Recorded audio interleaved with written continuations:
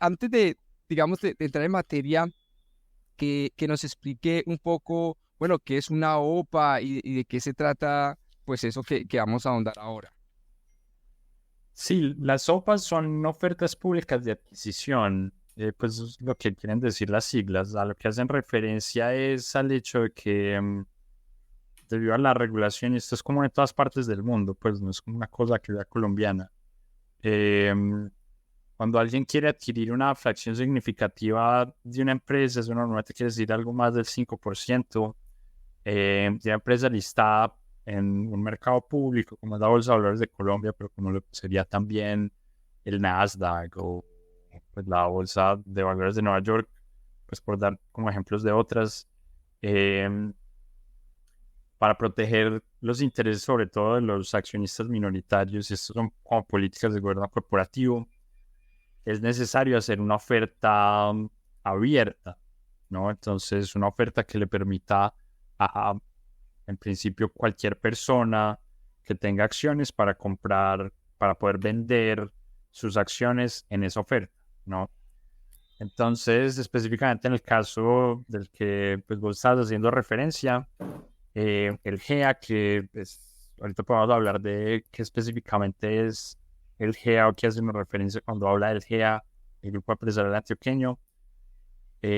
Había unas empresas que estaban listadas en la Bolsa de Valores de Colombia y hubo un grupo de empresarios, entre ellos la familia Gilinski, interesada en comprar una fracción de esas empresas. Entonces, las OPAs vienen con toda una serie de regulaciones específicas, pero el objetivo en todos los casos es darle la oportunidad a, más que a todas las personas de vender, ofrecer un escenario lo más transparente posible, em, para que quien tenga acciones pueda saber a qué precio están vendiendo y pueda tener como unos derechos respetados dentro de la negociación, ¿no? Ok, perfecto. Muy bien, chicos, ahí van tomando nota y por favor les digo nuevamente que por favor le compartan esto a sus compañeros. Muy bien, ya entonces hemos visto la definición, vamos desglosando un poco la definición. Ahorita nos gustaría conocer un poco más sobre la historia del GEA, de qué se trata. ¿Es un conglomerado conformado ya legalmente? Que nos ampliara un poco más por favor. Sí, o sea, el GEA nunca fue un conglomerado en el sentido en el que no ha existido en, en el papel, digamos. Que ha existido como una organización jurídica, eh, pues como legalmente constituida. Normalmente cuando se habla del GEA, se hacía referencia a las participaciones cruzadas en la propiedad de las empresas de insignia de la industrialización antioqueña. Eso recientemente quería decir la participación que tenía el grupo Nutresa en el grupo Argos, el grupo Argos en el grupo Sura y el grupo Sura en Argos y en Nutresa. Eso fue, digamos, como que ese es el último como estado del GEA, pues o el penúltimo, si uno considera un nuevo estado de lo que ha pasado después de las sopas, pero eso ha tenido formas muy distintas, ¿no? Antes de la consolidación de cada uno de estos grupos, eh, habían muchas empresas con distintos nombres, hay muchas empresas que el grupo vendió. Entonces, la forma en la que yo considero que es más útil pensar en el GEA es pensar en la representación de la élite tradicional de empresarios antioqueños, ¿no? Y esa es una idea que viene desde hace muchos años. Lo que uno ve es que una vez se industrializa Antioquia, a comienzos del siglo XX surge una comunidad de empresarios que empiezan a tener interés en participar en los negocios de los otros, ¿no? Entonces, a diferencia de lo que pasó en muchas otras eh, partes de Latinoamérica y pues específicamente Colombia, donde la actividad empresarial se concentró alrededor de empresas familiares, como exclusivamente familiares, entonces una empresa montada una familia montaba una empresa y era manejada siempre por esa familia y lo que hacían era hacer crecer esa empresa específicamente y mantener el control de la empresa en manos de la familia. Lo que pasó en el contexto antioqueño fue que las distintas familias empezaron a invitar a participar de los proyectos, surgió eventualmente un mercado de capitales que amplió la propiedad a una personas por fuera de estos fundadores iniciales. Entonces lo que se tiene ya para pues, finales del siglo XX son organizaciones amplias, corporaciones, con muchos accionistas donde la identidad de esas familias fundadoras se fue borrando y lo que quedó fue una maraña grande de empresarios con participación en muchas de estas empresas. Hay un momento específico en el que se consolida estas propiedades cruzadas y es en lo que se suele llamar el enroque paisa, que es un evento que sucede a finales a finales de los 70, comienzos de los 80 en realidad, en el que muchas empresas antioqueñas empiezan a ser compradas por extranjeros. Y aquí extranjeros quiere decir empresarios de otras partes de Colombia. Entonces hay como varios casos icónicos. Está, por ejemplo, la compra de Postobón. Postobón es una empresa antioqueña. Fue fundada por un señor de apellido Posada y un señor de apellido Tobón. Y era parte, digamos, como de como este ecosistema de empresas antioqueñas. Y empezó a ser adquirida por Ardila Lulen. Eventualmente, él logró ser capaz de tener el control de toda la empresa y ese fue el caso con otras compañías. Y Colombia es parte de eso. Eventualmente, la Compañía Nacional de Chocolates, que era una más de estas empresas, intentó ser adquirida por López de Nonive. Y eso terminó como de prender las alarmas de la élite antioqueña. Entonces, antes de eso ya había una preocupación con, bueno, están estos extranjeros comprando las empresas. Eso no queremos que suceda, ¿no? Y entonces, con la última movida de Miquel Zenuribe, decidieron reunirse muchos de estos empresarios que ya eran, más que los fundadores, eran los directores de estas compañías. Algunos estaban relacionados con las empresas, con las familias fundadoras, muchos otros no. Y decidieron pensar en reunirse, recoger recursos conjuntamente y comprar estas empresas y repartir un poco entonces así la propiedad y evitar cerrarlas. Y esa es la parte del enroque de la historia, cerrar las adquisiciones de gente por fuera de esta comunidad. Entonces, específicamente lo que hicieron en ese momento fue recoger activos y entonces aquí estamos hablando de decenas de empresarios que dirigían decenas de empresas y decidieron recoger cada uno algo y hacerle una oferta a Miquel Zenuribe por esa participación que había comprado de la Nacional de Chocolates, que eventualmente va a ser como parte de lo que va a llamarse el Grupo Nutresa.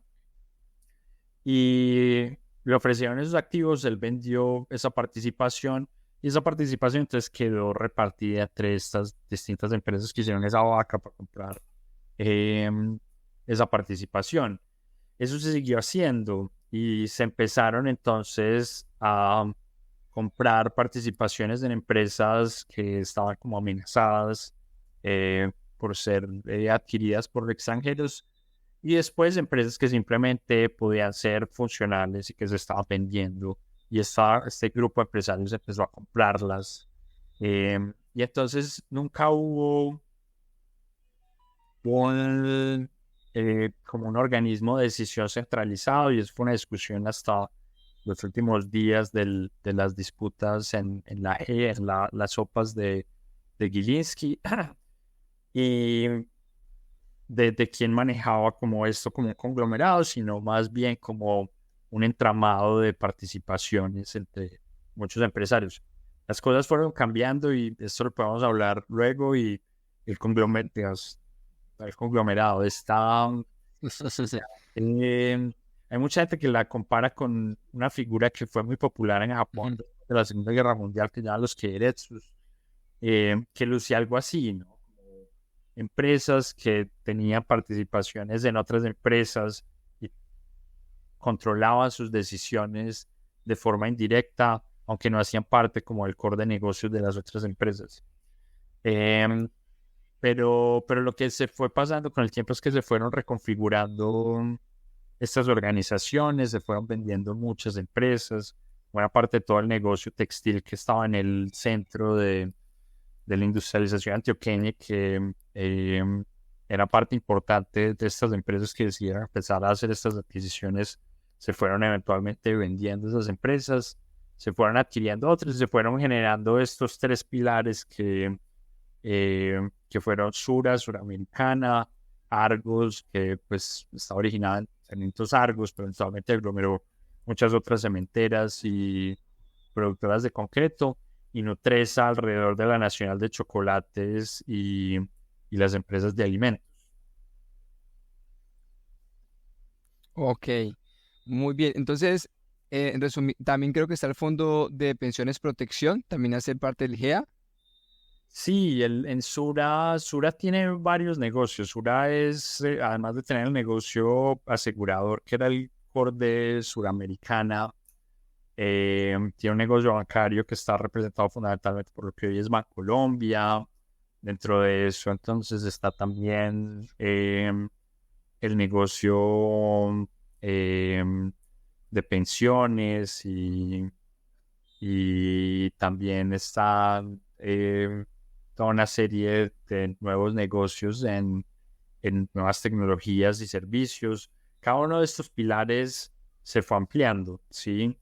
Ujú. Y muchas de las marcas icónicas de empresas como tradicionales del país, cosas que uno reconoce como eso es producción nacional, hacen parte de uno de estos grupos.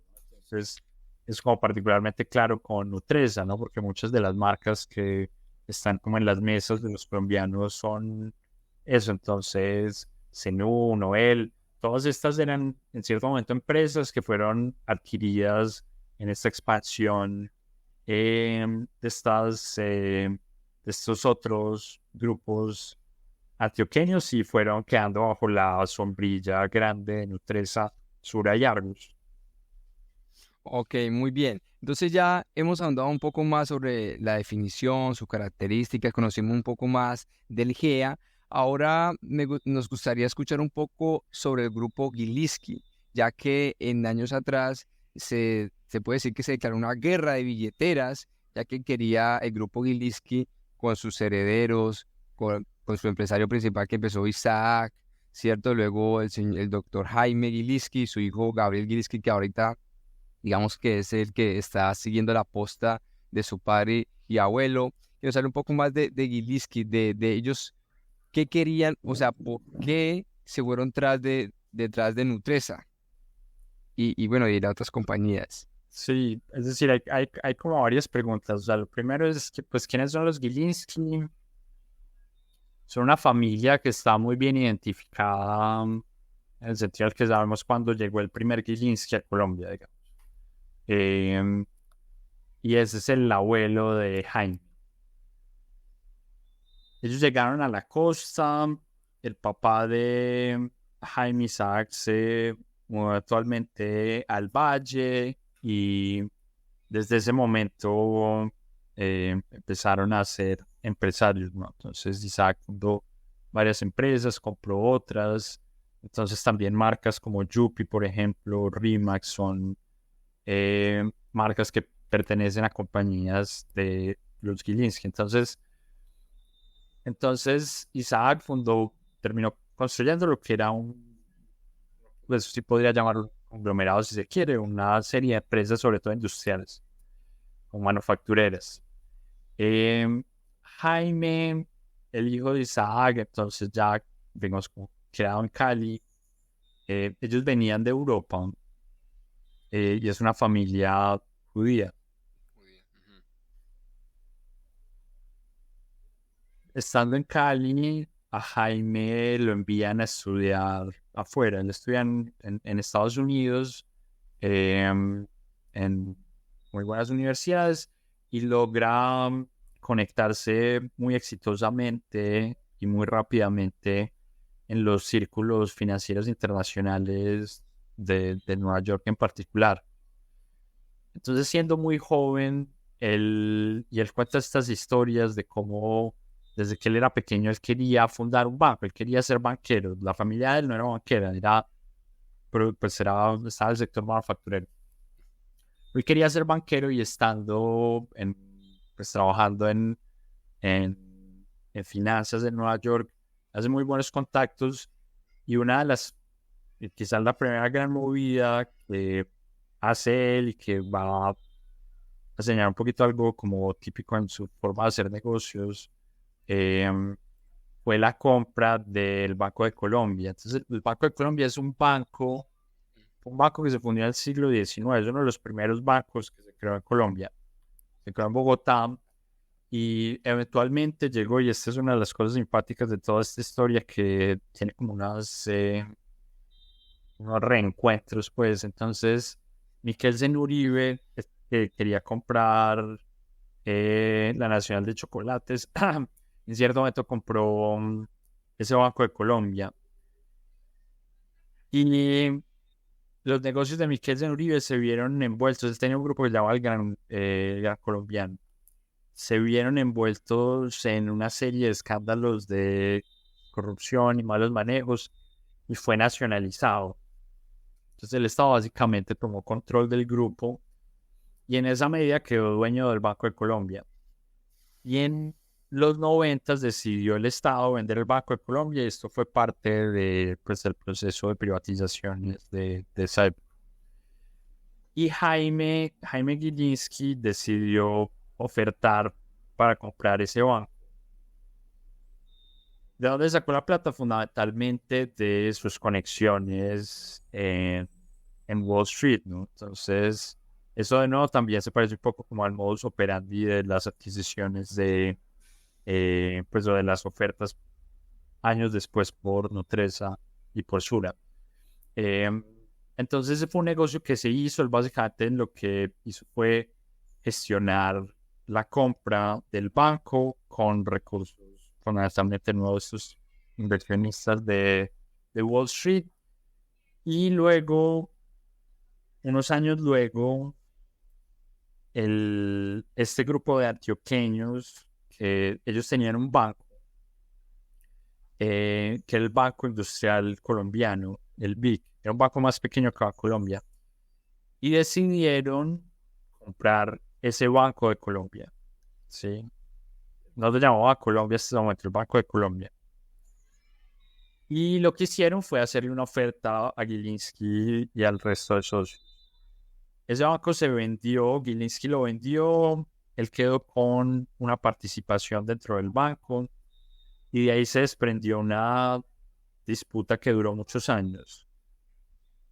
Hay como varios orígenes como de esa disputa, pero en la práctica digamos como que hay distintas versiones de cuál era como el conflicto. Pero en la práctica lo que pasó fue que Gilinski no quedó satisfecho con la forma en la que se compraron las acciones y el hecho de que él seguía siendo parte de un banco que estaba siendo manejado por otros y él consideraba que se usó recursos del banco mismo para hacer la oferta de compra. Entonces eso iba como en deterioro de sus intereses como a un accionista del banco. Y eso fue un pleito larguísimo. Lo de los antioqueños, la versión de los antioqueños es distinta. Lo que ellos argumentan es que habían unos compromisos sobre la valoración específica de los activos y eso cambió estructuralmente con la crisis financiera asiática y Gilinski no logró satisfacer como esos compromisos previos por mantener como las valoraciones de ese activo. En fin, eso pues es decir, la historia no es sencilla, tanto no que fue un pleito legal que no se logró resolver, pasó pues por muchas instancias de arbitraje y al final se llegó a un acuerdo hace no mucho, luego de muchos años, que la mayoría de las como de la gente describiría como un acuerdo en el que ninguno resultó exactamente como ganador. Esa historia es un poco larga y quizá debería cortarla, pero es importante porque es un poco como una antesala a las sopas posteriores. La segunda pregunta que vos me hiciste la voy a responder como más rápidamente y seguro vos vas a tener tiempo como de preguntarme como detalles al respecto. Es que años después, cerrado como este evento, llega una oferta a nombre de Gilinski y unos socios por una participación grande de Nutresa. Eso pasó en el 2021, a finales del 2021, si no estoy mal. Eh, y era entonces una oferta pública no anticipada, nadie sabía nadie esperaba que esto fuera a suceder. Y entonces todo el mundo lo interpretó, creo que de forma precisa, como una toma hostil, ¿no? Una toma hostil normalmente es cuando una oferta pública no se ha conversado antes con los dueños mayoritarios pues de una organización, que no es en sentido pues como el sentido estricto ilegal, ¿no? Porque pues las ofertas públicas son un poco como un mecanismo como para hacer transparentes los precios de compra, pero no es una práctica común, ¿no? Como que si yo le voy a comprar la casa a alguien, normalmente no vaya a hablar antes cuando tenga la casa antes de hacerle una oferta, y es posiblemente como una analogía como razonable para pensar cómo se juzga esto, pues como en términos de modales, pues como corporativos. Y bueno, eso desprendió entonces como todo este capítulo grande de las sopas por G. Ok, sí, recuerdo que en el año 2021, en noviembre, fue que lanzaron la primera por Nutresa y ahí empezó, digamos, el bombardeo, lo llamo yo, de las sopas con todo el grupo empresarial antioqueño, porque posterior a eso, pues fueron por Grupo Sura, muchos fondos vendieron, ¿no? Muchos fondos de pensiones vendieron a Primera OPA, pues lo cual digamos que dejaron de ganar, creería yo, porque después pues se recibieron otras ofertas públicas a un precio más alto. Entonces, pues eso es muy importante saberlo para ya entrar entonces en que digamos, se creía que Gilinski quería ir por la joya que era Bancolombia. Entonces, ¿tú qué piensas si en realidad Gilinski quería ir por Bancolombia? Sí, eso siempre se dijo. Yo recuerdo muy bien cuando se hizo la primera oferta por Nutresa, que todo el mundo hablaba de eso. Y yo creo que fui la primera persona y es que debía haber un interés específico por Ujú. Nutresa. Em, y yo creo que eventualmente se fue como consolidando como esa hipótesis mía. Yo creo que el negocio, como yo siempre lo vi, como creo que en efecto terminó plasmándose, es que habían unos intereses como conjuntos. Entonces, las ofertas, y esto no hemos hablado, pero los socios de Gilinski eran los emiratíes, ¿no? Un grupo como específico de inversionistas emiratíes. Y creo que el interés de los emiratíes siempre estuvo en Nutresa, por razones como específicas de su portafolio y como por intereses geopolíticos más amplios, que coincidían pues como con el contexto de quienes eran los dueños de estos fondos de inversión específicamente. Yo creo que Gilinski sí tenía interés específico en Bancolombia, ligeramente o quizá parcialmente motivado pues por esta antesala que describimos ahorita, y demás, pero pues por un interés genuino, por un activo valioso como Bancolombia hoy, ¿no? Bancolombia es el banco más grande de Colombia hoy. Después de que los antioqueños lo compraron, lograron como explotar muy exitosamente el boom económico del país de los 2000, y es hoy un banco muy funcional, con un gran alcance, muy robusto, y creo que bastante funcional como para los negocios que Gilinski tiene hoy. Después de que él vendió el Banco de Colombia, él siguió adquiriendo activos en distintas partes del mundo y él está involucrado en varios negocios, algunos de ellos ya no banqueros, pero buena parte de su negocio sigue siendo los bancos. Hoy es el dueño del NB Sudameris.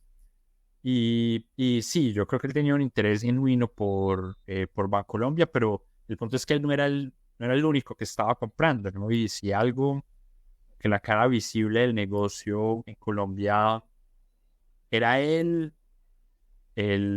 pues el poder relativo de ese conjunto de compradores, posiblemente estaba del lado de los emiratíes, que nadie conoce los detalles del acuerdo, pero es bastante razonable intuir que, digamos, la mayor parte de la financiación venía de dineros de los Emiratos. Entonces, muy seguramente por eso, de hecho, el resultado fue, quizá un poco más a preguntar sobre eso ahora. Cómo se resolvió el final del pleito fue que los antioqueños entregaron sus participaciones de Nutresa, o básicamente entregaron Nutresa a Gilinski y sus socios, y los Gilinski entregaron las participaciones que habían tenido de básicamente de Sura, que era como su forma de controlar Colombia, y abandonaron entonces pues ese objetivo. Entonces, pues por eso digo que me siento contento sintiendo que mi visión inicial del negocio pareció ser más apropiada pues que otra. Ok, por ahí se especuló una vez, no sé, no estoy seguro, pero que detrás del negocio también había una mujer que se ha enamorado de un jeque dentro de la compañía. No sé si llegó a tus oídos eso, de que una mujer paisa había cautivado a uno de los jeques, pues ya con anterioridad.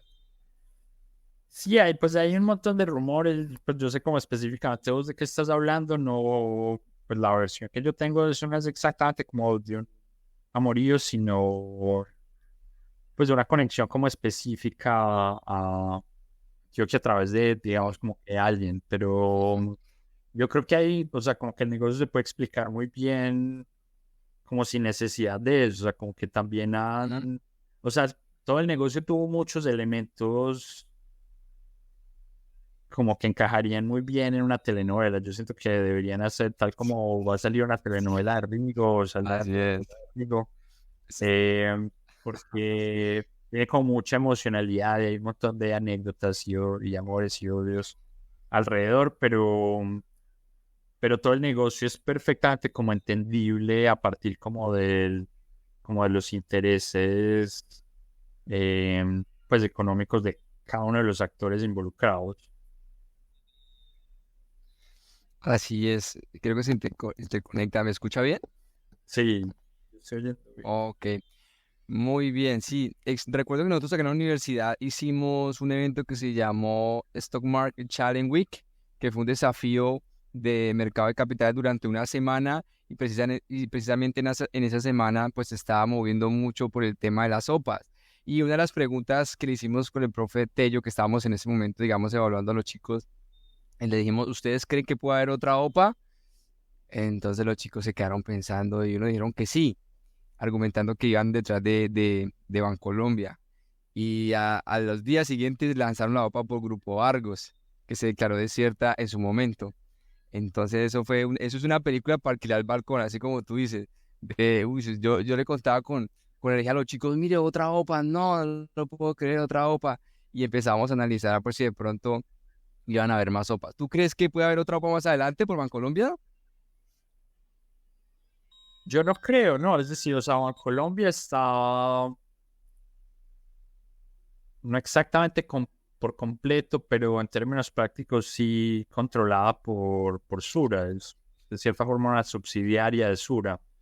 Entonces, o sea, las sopas fueron posibles porque no había con ninguno de estos pilares, de estos grupos, tenía control absoluto en ninguno de ellos, ¿no? Entonces, justamente había un espacio eh, para comprar participaciones, aún así los tres pilares no vendieran esa participación y poder controlarlas. Em, pero una OPA por Bancolombia, pues uno va a recoger acciones de los minoristas, pero no va a tener control. A ver, eso puede ser razonable para alguien que no tenga intereses en tener control de Bancolombia, ¿no? Eso es otra cosa que hizo como específicamente interesante este negocio, y es que era claro que había un deseo por tener control. Uno perfectamente puede hacer una OPA sin aspirar a tener control, ¿no? Simplemente porque uno quiere una fracción específica de la organización, porque es rentable y uno está contento con la administración y demás. Eso es posible, pero en ese caso creo que, es decir, como que todo este drama eh, no, pues no va a ser parte de ese tipo de negocio, porque de nuevo es como que el control después del acuerdo que se hizo de entregar Nutresa, de recibir Sura de parte de los antioqueños y Gilinski, no deja espacio para disputas sobre control del futuro.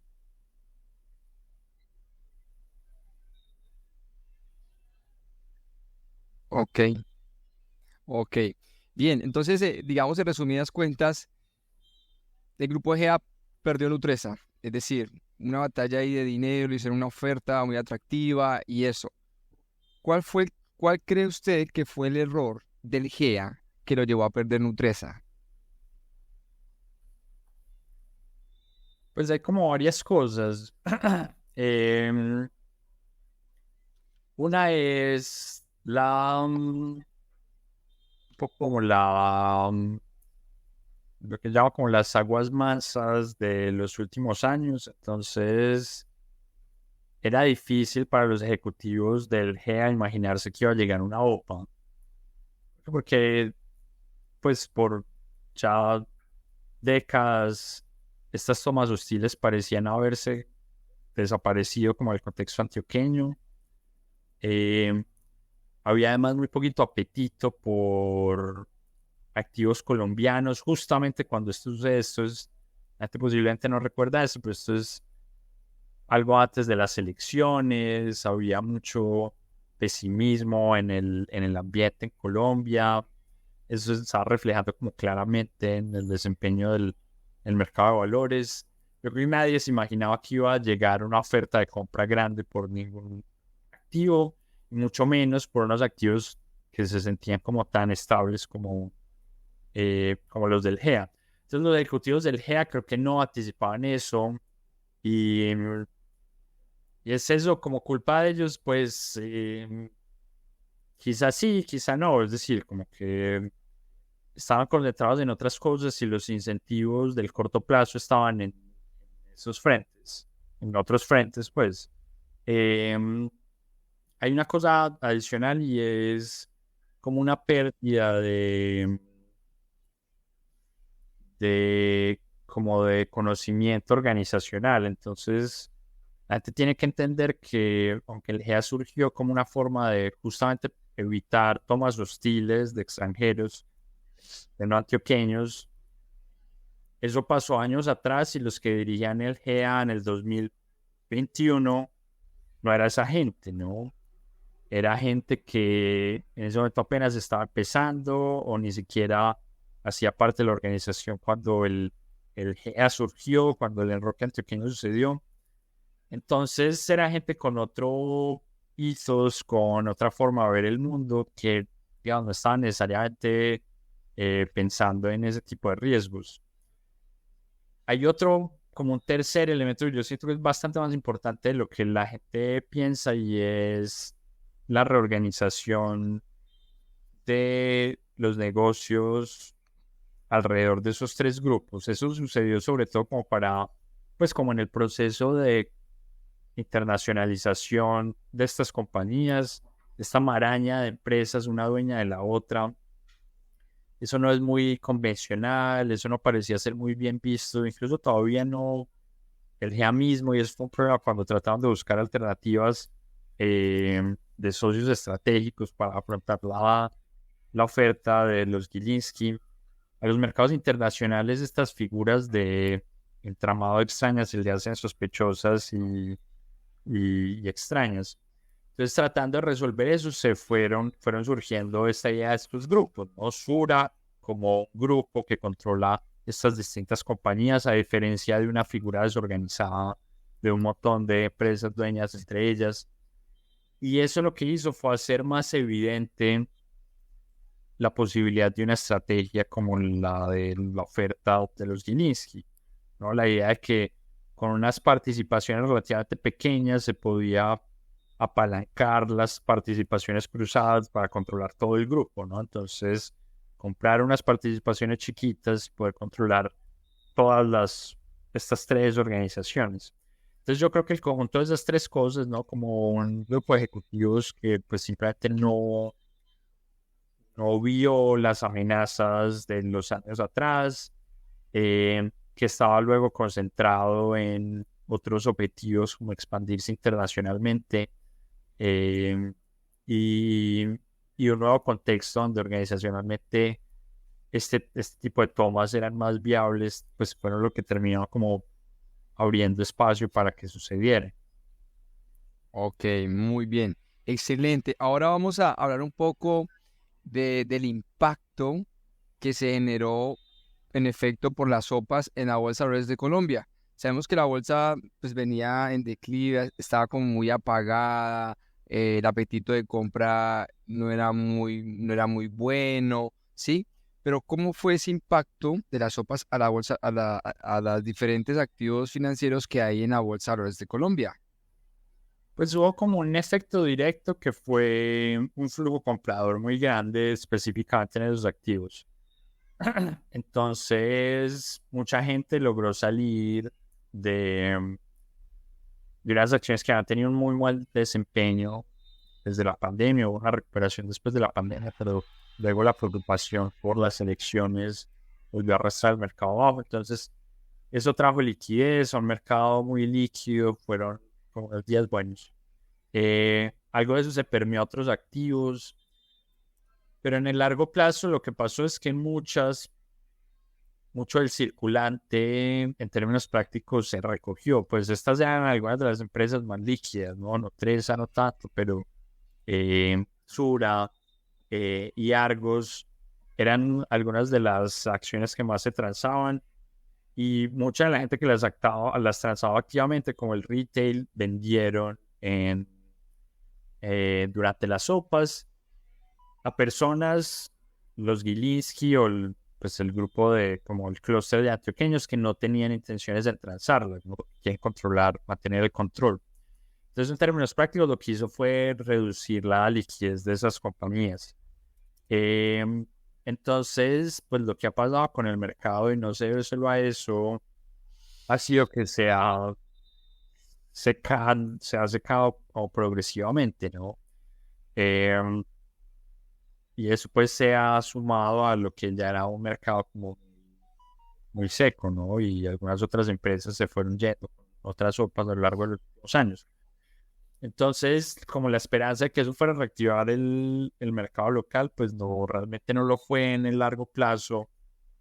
Eh, Aunque tuvo como un efecto indirecto que pues no sé qué tan importante sea, posiblemente lo da mucho en el aún más largo plazo, y es la ampliación de la atención de la opinión pública. O sea, en la historia reciente de Colombia no se hablaba tanto de negocios, ni de acciones, ni de la bolsa de valores, como se habló durante esos meses, y todavía se habla un poco de eso.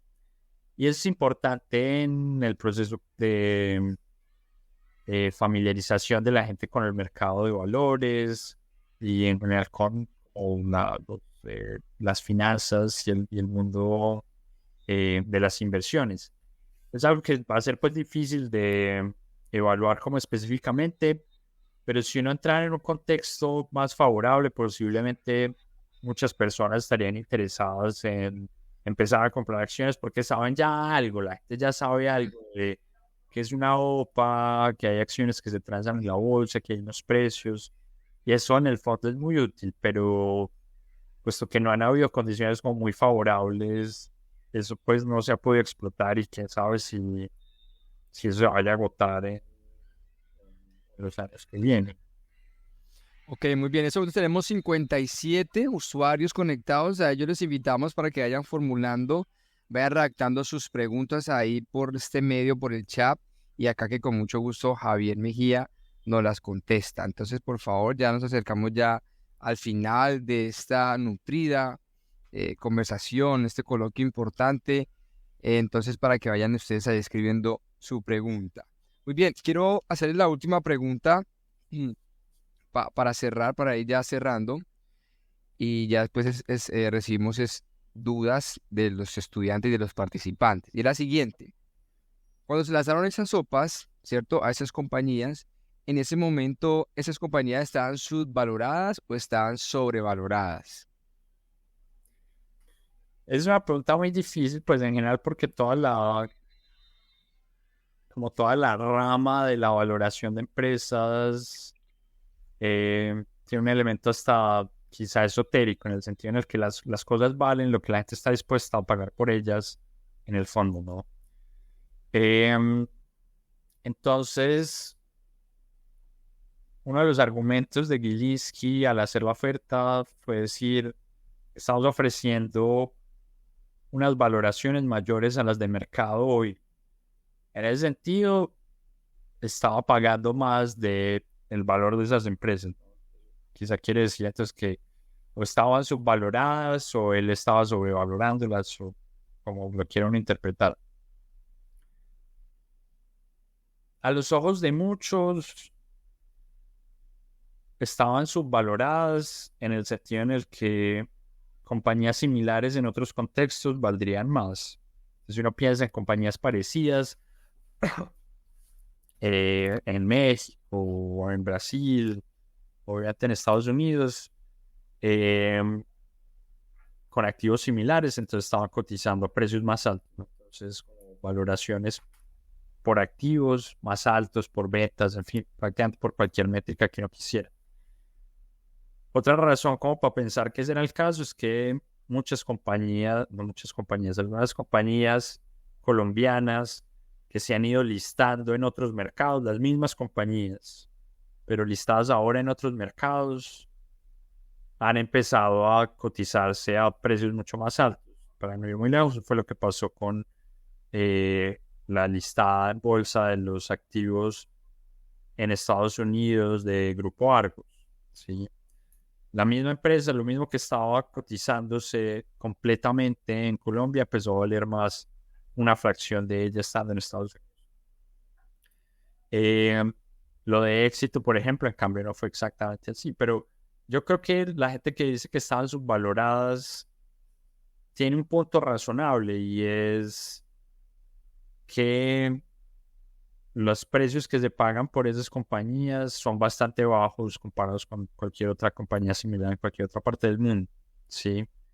Sin embargo, esos son los precios que la gente estaba dispuesta a pagar por ellos. O sea, lo que trato de decir con esto es que cuando uno describe la situación como están subvaloradas las compañías, como que la reacción entonces inmediata es uno entonces debería comprarlas porque van a valer más, porque no valgan más. Es decir, valen lo que, o sea, el descuento que tácito allí es un descuento real, o sea, no es una ficción, es un descuento que responde a las realidades del mercado, ¿sí? Y eso viene de muchas cosas, de la concentración del mercado, de la forma en la que se piensa qué quiere decir que una empresa esté listada en este mercado y en otro. O sea, ese es un markup razonable, es decir, como que es una realidad del mercado, entonces uno tiene que aceptarlo. Pero ciertamente alguien que esté interesado no en el desempeño del activo en el mercado público, sino que tenga otras formas de pensar, monetizar esa inversión, es algo que es relevante y es justamente lo que pensó Gilinski. Entonces, perfectamente es una buena idea tomar este activo que vale poco en el mercado público, que está al precio justo de ese mercado, pero si uno puede vendérselo a alguien más fuera del mercado, uno puede listarlo fuera de este mercado, ahí se puede sacar pues una rentabilidad. Entonces, la forma en la que yo pienso la cuestión es que esas empresas valían lo que valían en el contexto colombiano. En otro contexto, seguramente estoy completamente convencido que valdrían más, pero pues eso no es una realidad. Entonces, para un inversionista pequeño que no tiene la posibilidad de comprar participaciones de estas empresas y tener salidas fuera del mercado local que estuvieran subvaloradas desde esa lógica es completamente irrelevante. Eso es relevante para inversionistas de otra escala que sí tienen otras alternativas de salida, ¿no? Que la pueden sacar de bolsa y volver a una empresa privada, o la pueden listar, tomar control y listar en otros mercados, o simplemente la pueden usar funcionalmente para otros objetivos, sean los que sean. Y solo creo que en ese contexto es como una pregunta como relevante. Ok, entonces ahorita iniciamos la ronda de preguntas. Aquí aprovechemos a doctor Javier Mejía, que muy amablemente nos ha aceptado esta invitación, y desde ya empezamos con las preguntas. Aquí tenemos una duda de un estudiante, Carlos Andrés Fierro, dice lo siguiente. Hola, buenas noches, don Javier. ¿Es posible que el Triángulo Dorado pueda abarcar más ciudades? Contexto. El Triángulo Dorado son las ciudades de más comercio, por decirlo así: Bogotá, Medellín y Cali. Sí, o sea, la mayor parte de la actividad económica en el país se concentra dentro de esas fronteras, sí. Y eso, por cierto, no solo incluye esas 3 ciudades específicamente, sino las ciudades dentro de ese triángulo, ¿no? Entonces, todo el eje cafetero, por ejemplo, digamos, está ahí. Creo que la pregunta que él hace referencia con, ¿será que podemos tener más actividad económica y una economía más dinámica en la costa y en el Chocó y en los llanos, y en las zonas? En teoría sí, pero no ha sido el caso desde la colonia. O sea, como que el patrón espacial de la economía colombiana ha sido muy parecido desde finales de la colonia. Y entonces creo que hay unas razones como estructurales para que ese sea el caso. Una de ellas tiene que ver con dónde está ubicada la población. La mayor parte de la población en Colombia está ubicada en esos lugares. Entonces, si quisiéramos que los llanos fuera un gran generador de actividad económica, necesitamos que más gente viva en los llanos, que haya más universidades en los llanos, que haya más supermercados en los llanos, pero para eso, de nuevo, no necesita que la gente llegue allá. Entonces, eso, aunque posible, es difícil. Hay cosas que dificultan eso en particular, y es la muy pobre infraestructura del país. Si Colombia tuviera una mejor infraestructura y llegar al Chocó fuera más sencillo, hubiera carreteras al Pacífico a través del Chocó, seguramente la actividad económica se movería ahí, no toda, pero una fracción. Si fuera más fácil llegar a los llanos, pero incluso llegar a Villavicencio es difícil, hay un derrumbe cada tanto que la pone a la vía. Llegar incluso a Buenaventura, que, es decir, la infraestructura incluso donde existe es una infraestructura de muy pobre calidad. Entonces, para que uno tuviera eso, un proceso como creciente de descentralización, uno más profundo, porque de hecho algo de esto está pasando, la costa está repuntando, los Santanderes, o sea, que en Colombia se ha habido algo de convergencia de las regiones más pobres en los años, en las últimas décadas, pero para que cambie eso estructuralmente, uno necesita mejoras en infraestructura profundas, y ese no es el caso en los años próximos, ¿no? El gobierno actual tiene una visión como profundamente limitada de la inversión en infraestructura, entonces eso ciertamente no va a pasar en los próximos 3 años. Incluso si se decidiera empezar a hacer en el siguiente gobierno, pues puesto que estas inversiones toman años, posiblemente esto no pase en los próximos 10 años, quizá no pase en esta generación. Ok, muy bien. Muchas gracias a Carlos y por supuesto a Javier por contestar esta pregunta. Abrimos el espacio para que todos pregunten, por favor. Mientras ellos van ahí, yo sí le hago una pregunta. ¿Si nos aceptaría un cafecito de huilense con achiras aquí en nuestra tierra cuando vengan en visita aquí a Colombia? Sí, sí, claro, no, por supuesto. Claro. Ah, Las bueno. achiras me gustan mucho, por cierto, pero no son muy fáciles de conseguir fuera de Colombia. Ah, bueno, aquí se fabrican, aquí está aquí donde nacen las achiras, aquí donde se preparan. Aquí nomás tenemos en Fortalecillas las mejores achiras tipo exportación. Así que ya sabes, la Casa de Estudios tiene las puertas abiertas. De verdad, muchísimas gracias por este nutrido espacio de conocimiento para todos los asistentes, para todos los estudiantes. Y de verdad te queremos agradecer muchísimo y esperamos que esta no sea ni la primera ni la última, sino que vengan más adelante más y más. No, gracias, sí, de nuevo si me invitan y puedo estar la próxima vez, pues allá, pues estaría muy contento. Listo, entonces yo creo que ya con esto nos despedimos. Ya ahorita en 5 minutos iniciamos la otra ponencia y con eso terminaríamos nuestro congreso. Así que te invitamos, Javier, si te quieres conectar, ahí nos encuentras. Recuérdanos tus redes sociales, por favor, para seguirte, para mirar tus videos en YouTube, tan interesante que subes. Pues yo estoy en casi todas las redes sociales, sobre todo Twitter y LinkedIn, o bueno, X y LinkedIn. Y tengo un canal de YouTube, sí, subo videos con frecuencia, más o menos cada semana. Algo de esos son podcasts, algo de esos son comentarios de mis columnas de prensa. Y la forma de encontrarme es Javier Mejía en todos estos sitios. Ok, perfecto. Bien, entonces un abrazo muy fuerte, muchísimas gracias por su participación y a todos los asistentes. Hasta la próxima. Que estén bien. Muchas gracias. Chao, Cristian. A ti, hasta la próxima, gracias.